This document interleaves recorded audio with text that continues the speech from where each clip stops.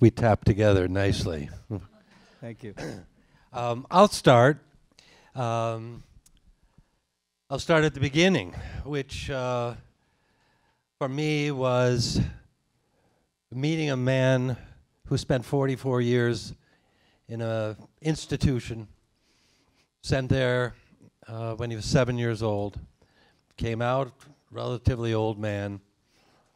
He was mentally retarded in an age when that was not conducive to much of a life.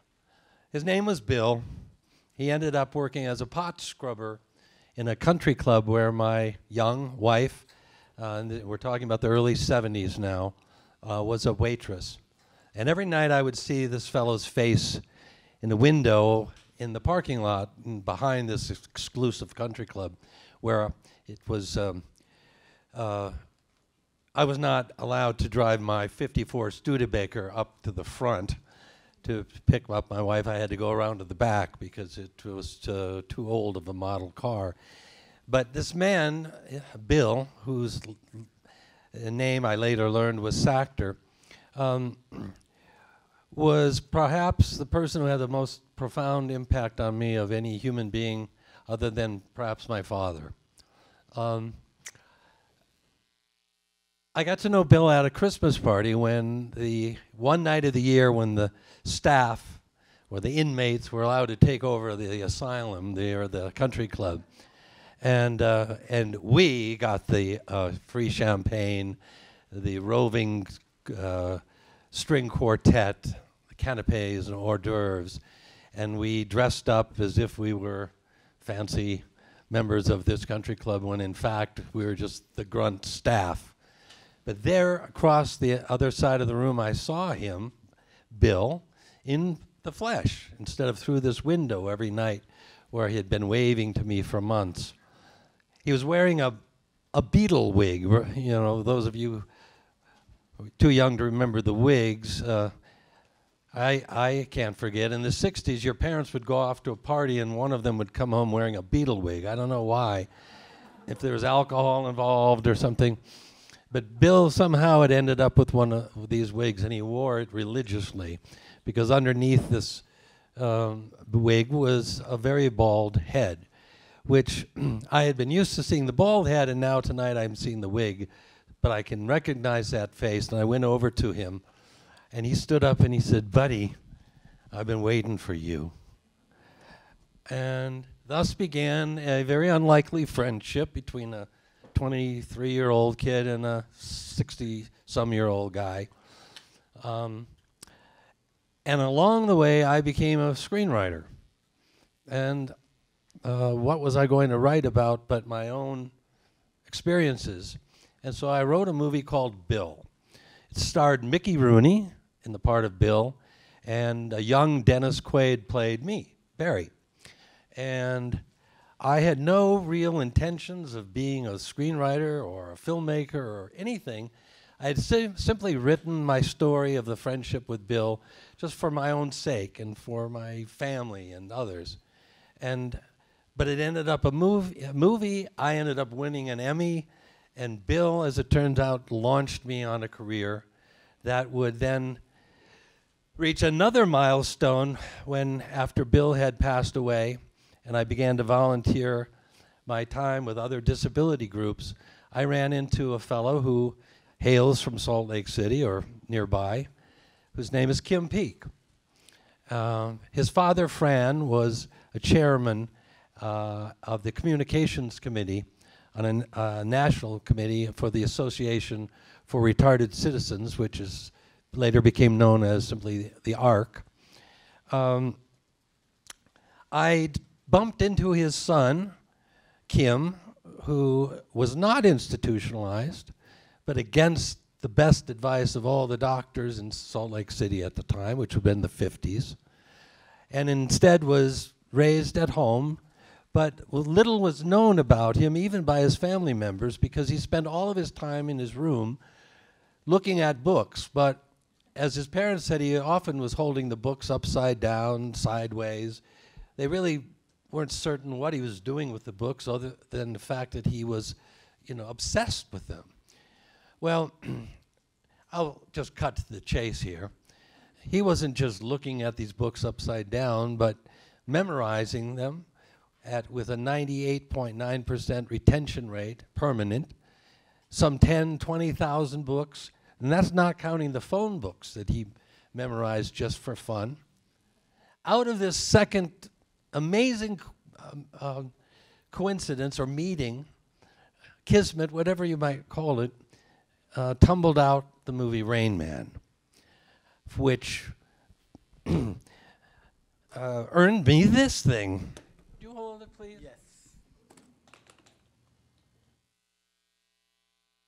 So this is what.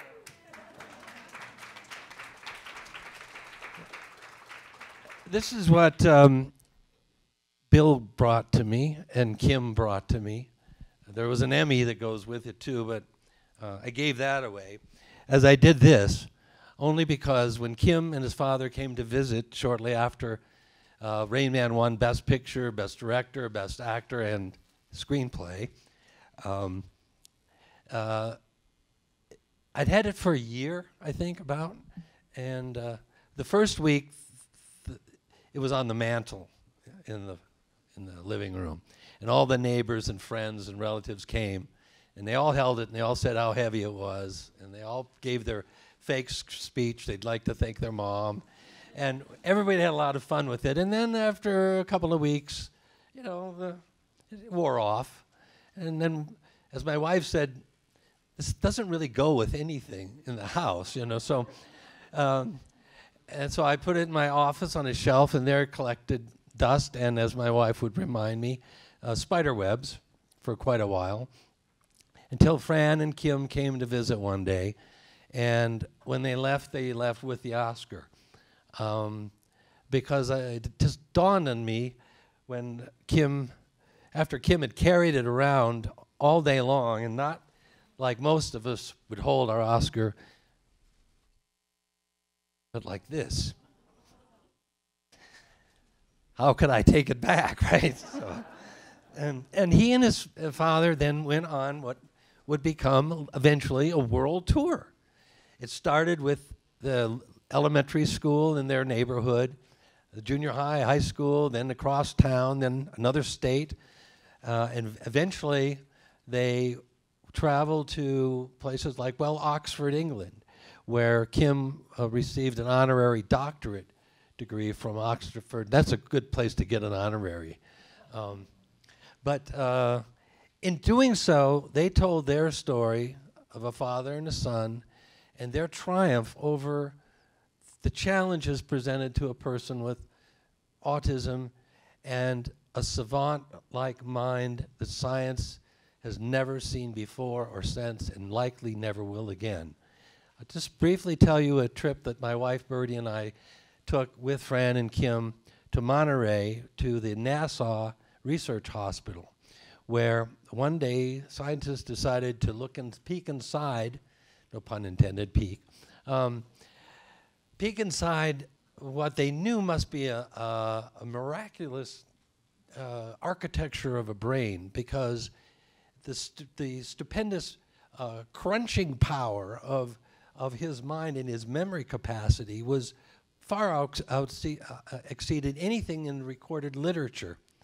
In fact, Kim Peek has been labeled a mega savant because there is no one in recorded literature that comes close to his memory skills. I was there when this CAT scans and these X-rays and all these things started coming into this room where the scientists, their lab coats were, and the first thing I heard was a word I can't repeat, but one of these scientists said, "Holy sh," and I'll let you, yeah, holy moly, that's what. And I didn't know what they were seeing because it's just a brain. I don't know much about brains, but I found out later, they said it isn't what was there, but it was what wasn't there. They were expecting to see a brain with sort of enlarged gray matter here or there, but they found an architecture that was stunningly different, unlike anything they'd ever seen. And at this point, it's when they told me, Barry, Kim is probably unique in all of creation. There has never been a person, and likely never will be a person like this. And I'm thinking, yeah, he's my friend. So the movie Rain Man changed his life, my life, and in some ways everyone's life, because it was the first portrayal of autism, just as Bill was the first positive portrayal of mental retardation. And the Karen Carpenter story was the first portrayal of anorexia nervosa, and Lou Gehrig's disease on another movie. And I've been lucky enough to, through my 40-year career now, kind of be on the cutting edge without knowing it. Okay, that's the key. I didn't plan anything, and I still don't to this day. How I ended up next to this man is complete kismet too. And as it turns out, we've been shadowing each other in many ways. We're kind of twins in our own way, aren't we, Ferose? So I'll let you take it for a while. Thank you, thank you, thank you. Fantastic. You know, I'm kind of having a fanboy moment, right? So thank you, Stephanie, for making this happen. Before I tell my story, I'll tell you how I landed up here, right? So this is fascinating because my next book, I was researching on my next book, which is called Givers. The first book is called Gifted. The next book is called Givers. And I've been studying the act of giving for the last probably 10 years. And I've been looking at unconventional forms of giving. It's not how much money you give and so on, which is the traditional form of the narrative around giving. And I'm like, I want to give an alternate narrative around giving. And after doing a lot of research, I've kind of identified like 5 or 6 traits based on the people whom I've studied. And one of my first insights is that it's not how much you give, but it's how much you are willing to give up. And somebody just, you know, I just read about this story about the most traveled Oscar in the history. Right? It talks about an Oscar which traveled 3,000 miles and still counting. And I'm like, what's the story about? And I'm like, okay, wow, this sounds interesting. And then you go deeper, and then you realize, you know, thousands, hundreds of people have won the Oscar, but there's only one man who's given it away. It's a classic example of what you're willing to give up, right? And that narrative stuck with me. So I went and gave a presentation. I built a presentation. I was talking about it, and you know, I always talk about this guy called Barry Morrow. I don't know who this is, but seems like a good guy. Kind of fits into the definition of, in my mind, who a giver is. It's, as I said, it's not how many millions you've given up, but but what you're willing to give up. And as it so happens, I showed that presentation in one of my board meetings. I'm the chairperson of Specialist Turn. And my fellow Bill looked at it and said, oh, Barry Morrow, I can connect you to him. I'm like, wow, really? Okay, how does that work? And then after that, he said, by the way, on 2nd of April, there is a conference in Columbus, and maybe you can just come there, and I'll make sure that you get invited, and you can meet him. And I'm like, I looked at my schedule, and I said, you know what? Shit, bad luck. Because on 2nd of April, I'm speaking at the United Nations, and you can't, once you're committed to the UN, it doesn't look good to say I'm not coming, right? And so I said, Bill, sorry, maybe some other time. 2 weeks back, the UN called me and said, Ferose, you know what, we are relooking at the agenda. We are toning down this year's event. We are focusing a much bigger event next year because it's going to be the 75th year of the formation of the United Nations. And we want you to come and speak then. And I'm like, thank God for that. Right? This is like, I'm super happy I'm not having to speak at the UN anymore because I can meet my friend Barry. So here I am. And we spent last 3 hours chatting outside, and we've spoken everything from giving to Gandhism to trusteeship to disability to world peace to Donald Trump. No, we didn't speak that, but everything, right? So, and our families. Yeah, and our families, of course. So, I always say we are all,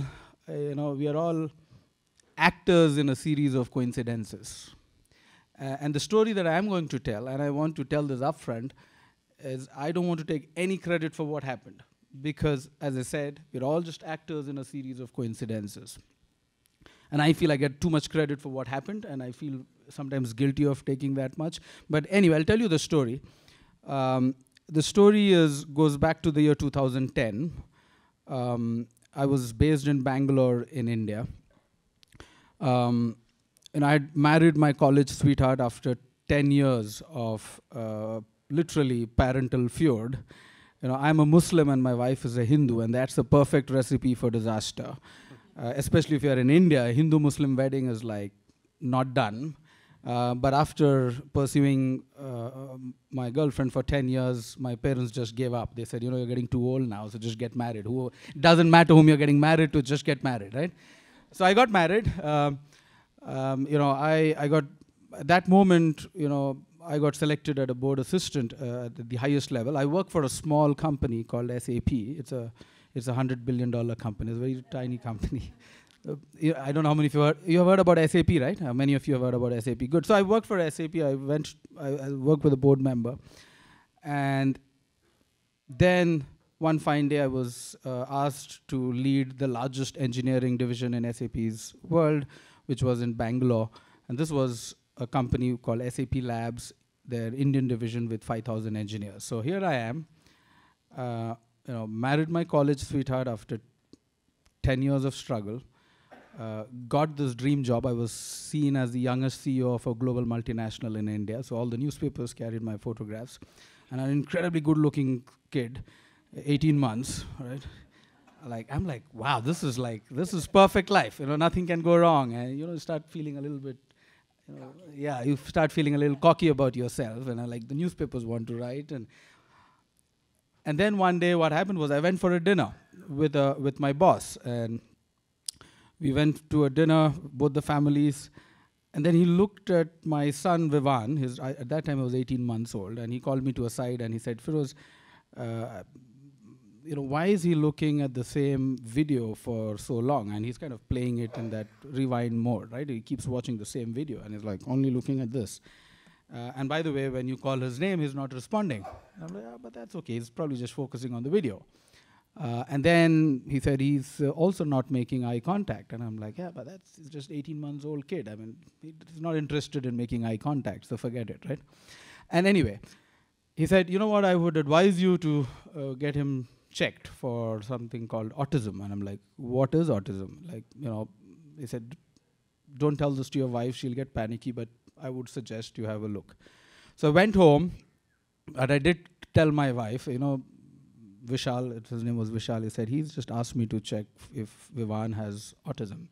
And she went wild, and like, how can you do that? He's like perfect, and look, he looks so good, and blah, blah, right? I'm like, yeah, don't worry. And he's the most beautiful child. You showed me pictures. Really, the most beautiful child. I just take my word for it. Yeah. So I went home, I did a Google search, what is autism? And then I looked at what are the symptoms of autism. Doesn't respond to names. And I'm like, okay, check box. Then he says, doesn't make eye contact, check box. Is non-social, check box. And I'm like, and in my mind, I'm like, shit. There goes my perfect life. And then, after that, for 2 months, me and my wife went for various therapists and doctors, and there wasn't much awareness about autism in India. And finally, of course, after 2 months of regular checks, the doctor called both me and my wife to his room, and you said, you know what, your son is mildly autistic. And he said, mildly, said, you don't know, it's too early, but he's on the spectrum. And we both went to the car, my son was sitting behind, we drove down. For the whole distance for an hour, we didn't speak to each other. And I went back home. I went to the bathroom, locked myself in, and cried for 30 minutes. And I'm like, that's the end of my life. And what followed was, for 3 months, I went through severe depression. I went through denial. And then magic happened. I got this phone call from my mentor. Her name is Dr. Kiran Bedi. There's a very famous movie made on her life called Yes, Madam, Sir. She was India's first IPS officer. She's been very close to me, has really been like a family member. And she called me and said, Ferose, and she called me Beta. Beta means son in Hindi. Said, what happened? You haven't spoken to me for like months. And I just broke down. And I said, you know what? Vivan has been diagnosed as autistic, and I don't know what to do. This is unfair. And then I heard a pause for like a few seconds. And then she said something that kind of, switched my life upside down. And she said, Ferose, most people spend their entire life not knowing what their purpose is. You're incredibly fortunate. The purpose found you. And she said, you are in a position of power and influence. You are smart, you are connected, you have the financial means. Don't spend the rest of the life just taking care of the one. You should take care of others who can't take care of themselves. That should be your purpose. See this as your purpose in life. And you know what? That from that moment of seeing the world as unfair, being in a mode of denial, suddenly I started looking at the world as completely different. And then I went back to office next day like a completely different person. I told it to my teammates, you know what, Vivan has this problem, I don't know what to do, but we'll figure it out, right? So one thing led to the other. I did a lot of research on autism. But here is what really happened. I started speaking to parents. And every parent that I spoke to told me just one thing. Said, if there's one problem that we are worried about that keeps us awake at night, it is we don't know what to do with these children after we are gone. That's the lowest common denominator. That's the only problem that we bother about. And I'm like, okay, I get that, but why are you saying that? And I remember a father whom I had a conversation with tell me this, which really broke my heart. He said, you know what, Ferose, my wish is I live one day more than my child.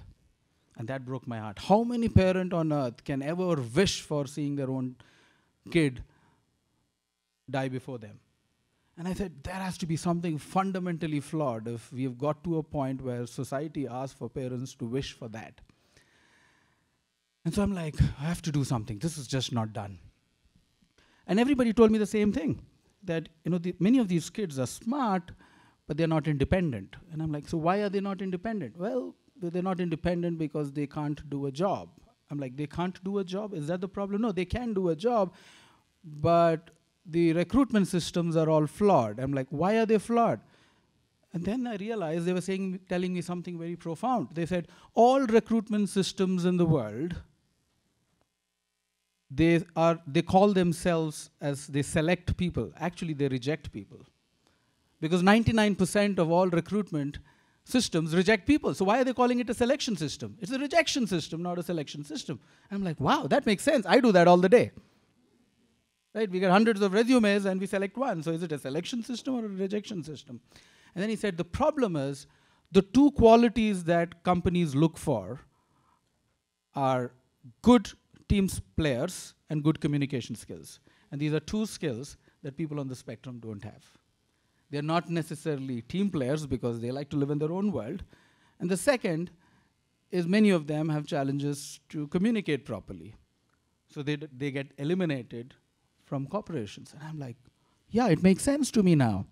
And guess what happened after that? Somebody just connected me to a person whose name is Thorkel Sonner. He said, you know what, this guy had the same problem, and he said, if nobody else does it, I'm going to do it myself. He started a company where he said, all I'm going to hire is people on the spectrum. And I want to prove that you can make business sense out of this. And I'm like, this might be a crazy guy, so I have to really go and check him out, right? So I took a flight to Denmark, from Bangalore to Denmark. I said, I'm going to check what this guy is doing. And I was blown away by what he was doing. I paid my own money, took my assistant, I said, let's go and figure out what he's doing. And I'm like, if this makes a lot of sense. So in his company of 100 employees, 80 of them were on the spectrum, 20 of them were project managers who were managing them. So it seems to work. Came back, and I said, you know what, let me try this out. So I told my HR people that, you know what, I'm going to hire 5 people on the autism spectrum. And the first thing they said is, are you smoking? Are you kind of on drugs or weeds? Or, this just doesn't make sense. You know what you're saying? I said, yeah, I know what I'm saying. This will never work. And I'm like, you know what? I'm going to hire them anyway.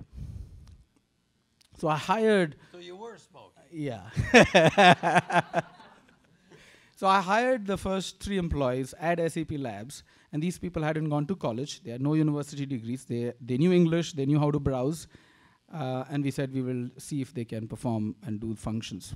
Fast forward, in 18 months, we proved with numbers and data that these 3 people were better than my engineers.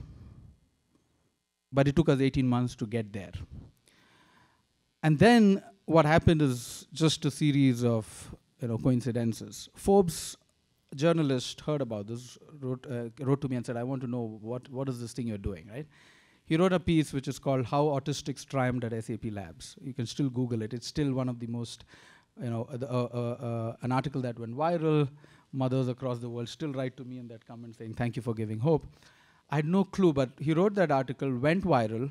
He got an award for writing this piece. Then he said, you know what, I didn't even do anything. I just transcribed whatever you said. But anyway, that won an award. I got selected as a young global leader. I got invited to speak at the World Economic Forum, and then somebody just showed in the morning Carolyn Casey. She's a very dear friend. So I got invited to speak there, and you get 5 minutes to pitch an idea that can change the world. So you get 5 minutes, but you have the entire world looking at you, right? And I gave a speech about how it makes business sense to hire people on the spectrum. So this is not about charity, it makes business sense. Guess what happened? The next day, CNN carried my entire speech verbatim. My CEO read it. What's the chance that my CEO of the company reads the same article? And he called me into the breakfast meeting and said, have you been doing this? I'm like, yeah, I've been doing this for 2 years. I didn't tell anyone. And that's the testimony of a great CEO. He said, this is a brilliant idea. If you can pull this off in India, which is, by the way, the hardest place to pull this off, because there is no schools, no special eds, nothing, do you think we can pull this off at SAP? You're saying it makes business sense. This also is the right thing to do. I'm like, yeah, absolutely. The next week, he sent the chief diversity and inclusion officer to Bangalore and said, please go and check, this guy is really telling this, or is it a fake, or is it right? Go and check this out. And so I have the head of diversity and inclusion coming to Bangalore, like, I want to see these kids on the spectrum, and do they really work well? Fast forward, we made a decision on that week that SAP will hire 1% of its global workforce with people on the autism spectrum. At that time, we were 65,000 people. One decision, and we did this in the month of June, that 1% of our global workforce will be people on the autism spectrum. That is 650 people, okay? But they had no clue how to write the press brief. They're like, I don't know what this autism thing is, and you've done something. So they said, Ferose, can you write the press release? Because we're going to announce this at the largest technology conference, 30,000 people. But anyway, nobody's going to read this because it's all about technology. So we'll announce it. I wrote the press brief. My assistant who had come with me to Denmark said, Ferose, are you sure this is 1% and not 0.1%? Because maybe there's an error in the decimal. 650 looks like a big number. I said, don't ask. Yeah, just do it. I mean, once the press brief is out, we have to do it. Anyway, so don't ask too many questions, right? So on Wednesday, in the month of May or June, we make this announcement at Sapphire in Orlando that SAP will make 1% of its global workforce with people on the autism spectrum. And nobody picked up that story. Like, okay, yeah. On Sunday, the chief diversity and inclusion officer calls me and said, our phones have not stopped ringing since that. And said, we have no clue how to handle it. CNN, BBC, everybody says, this is the most amazing announcement any corporate has ever done in the history to propagate the idea of inclusion. Since then, since that announcement, 2013, we've had more than 2,000 unique media stories about autism at work. This has given more media coverage to SAP than any product release put together in the history of SAP. They say it has touched 7.2 billion people around the world. 7.2, that's like the whole entire universe. And guess what? It started with a kid called Vivan. Isn't it amazing?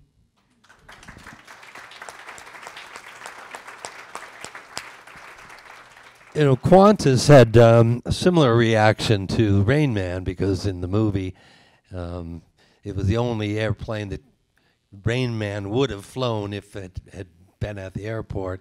because it was the only plane that had never crashed. And I got to fly free to Australia whenever I wanted to for a while there. It's amazing.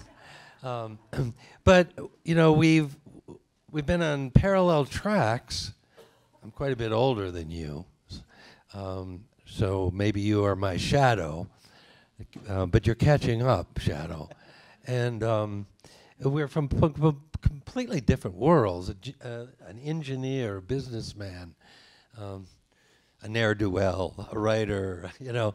And yet, when we shared our stories earlier, we've met all the milestones almost in exact step. And I don't know where we go from here. If, Lance, you wanted to get questions, or if we just keep rambling, I will never shut up. Yeah.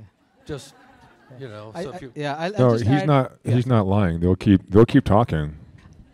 I'll just add two things which I kind of stopped abruptly. But what happened after SAP's announcement is many corporates started doing the same. I have personally spoken to at least 50 companies across the world who've started their Autism at Work program.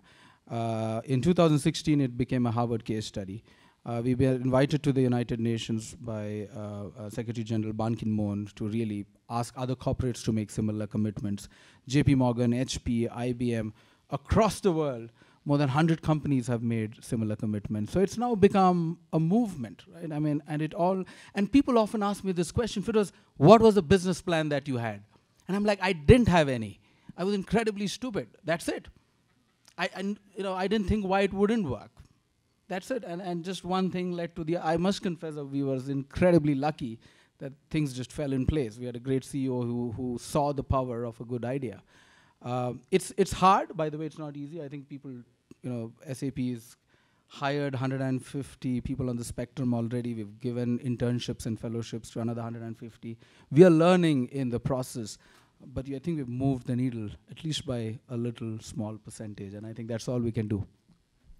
Well, you have flown on the same wings that I have, but in the corporate world, where mine is media, film, television, they're stories. They're personal, anecdotal stories that and I am the first to admit that it took great luck for me to meet these people because they transformed my life. People look to me and say, you've transformed their lives, and it's definitely a two-way street.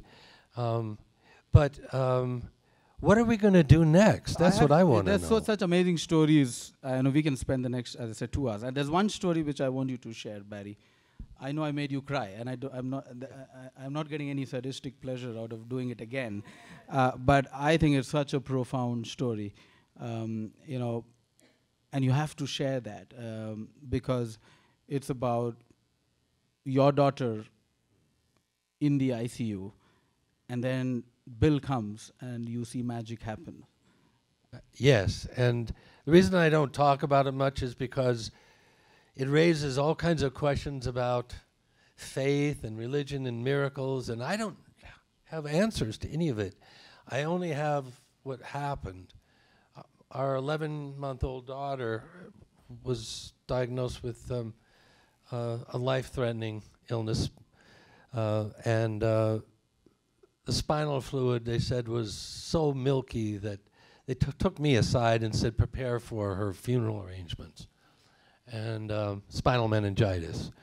And she had her own room in the pediatric ward, and this little thing with her head shaved now, her curls gone, connected to these electrodes and life-saving gizmos, and it was noisy and things were rattling, and it was 48 hours of her in a coma before the nurse told me that a man claiming to be child's grandfather has been waiting downstairs to see her. And I said, well, that's impossible because her grandfather is 350 miles away in Minneapolis, and I just spoke with him, so I don't know what you're talking about, and I couldn't be bothered. And but the nurse came back, another time and said, he says he knows you and he knows your names. And I said, well, what does this person look like? And they said, well, He's wearing kind of bib overalls. He's carrying a lunch pail, and he's wearing, and he has a beard. I said, "That's Bill. How did he get here?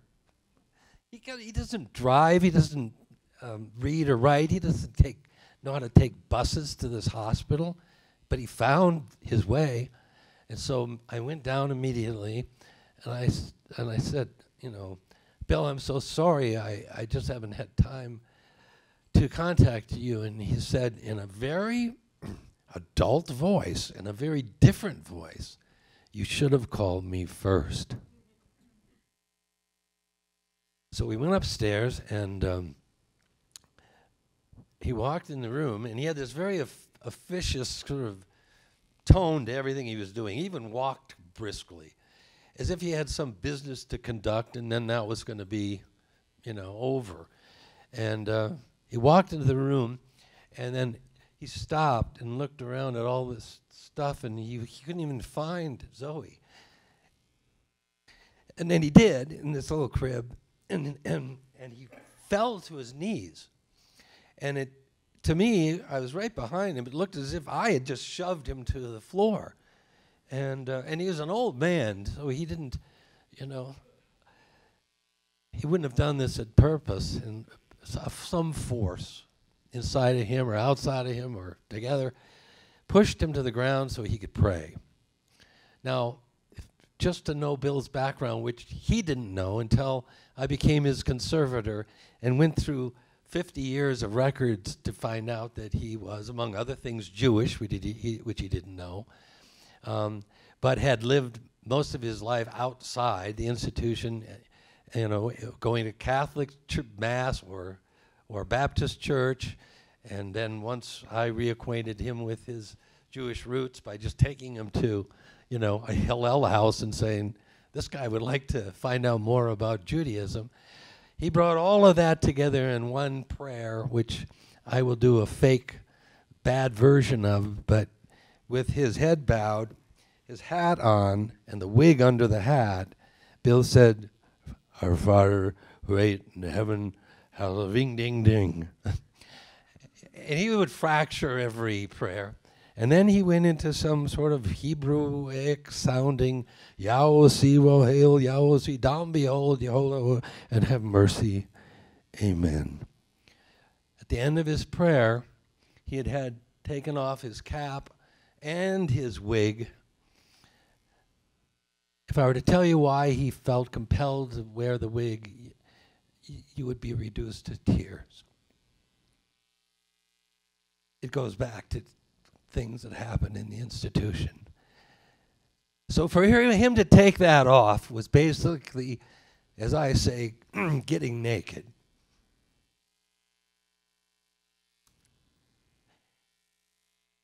And then he got up, brushed off his hands. "Okay, where's his elevator, buddy?" And I took him down, and he was, again, very kind of brusque with me. It was just like, "Job done. I prayed. I'm going home now." I said, "Well, Bill, thank you so much. I mean, that prayer, I know God heard it." He said, "See ya, buddy."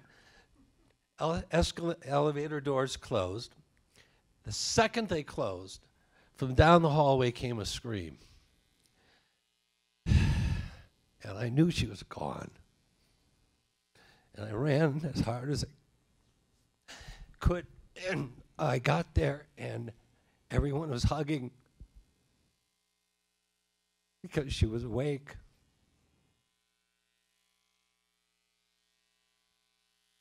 She's 42, has 2 children. She's a school teacher. She also teaches English as a second language. She was supposed to be blind and deaf and retarded if she'd lived. She was the most beautiful girl, next to my wife. And when I asked Bill later, "Well, what happened?" He said, "Oh, buddy, the good Lord loves everyone, but you got to bring the power. You got to bring the power." So I took everything off to bring the power. Sorry, that's a hard one to tell, but I still don't know what to make of it. Bill never claimed any credit. He is just a conduit. And that's what I was with Rain Man. I didn't do much for autism, but the movie did. Bill did too. He'd been long gone before Rain Man came. That was just the next milestone. I'm looking for the next one too. I mean, there's got to be one more. The third time's a charm, right? So I have a feeling it's going to be something you and I do. But anyway, yeah, I cried again. Sorry. Yeah, fantastic. Amazing.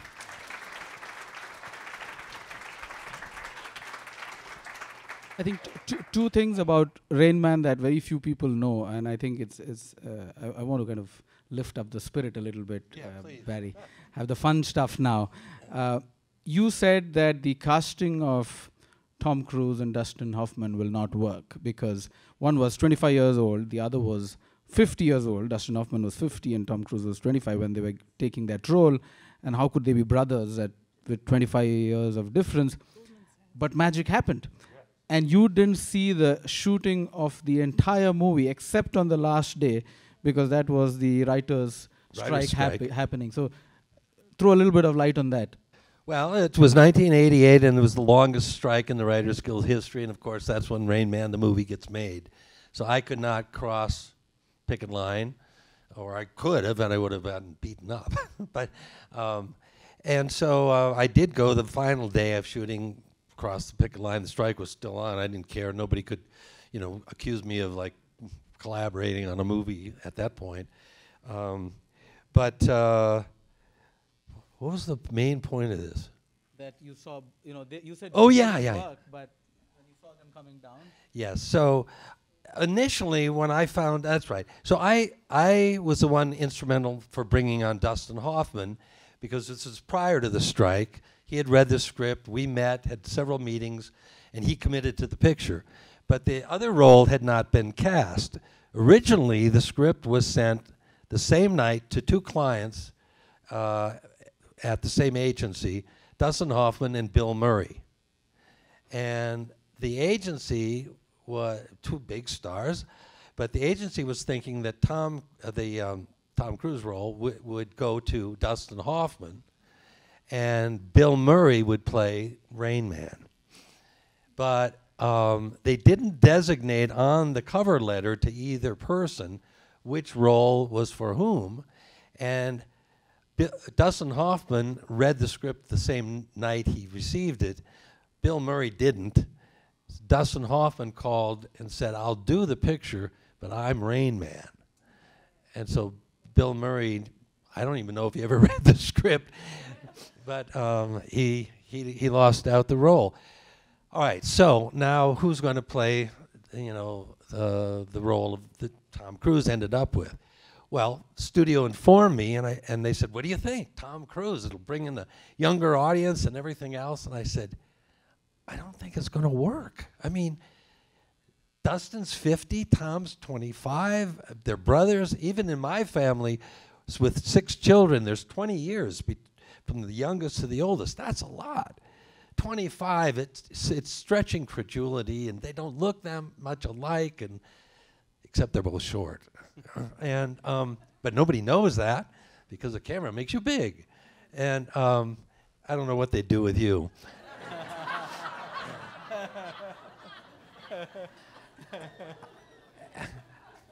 Maybe a smaller screen would help. Anyway, then so I didn't see the movie until it was in a rough cut. And normally, a writer, you'd be watching it made, and you'd see dailies and all of that. And so I sat back and watched the movie for the first time. It wasn't the finished product, and then I saw them come down that escalator together in those matching suits, and I said, "Oh boy, was I wrong." These are brothers. They look alike. They're connected. The umbilical cords are still there. I mean, so I just proved myself wrong once again, but in a nice way.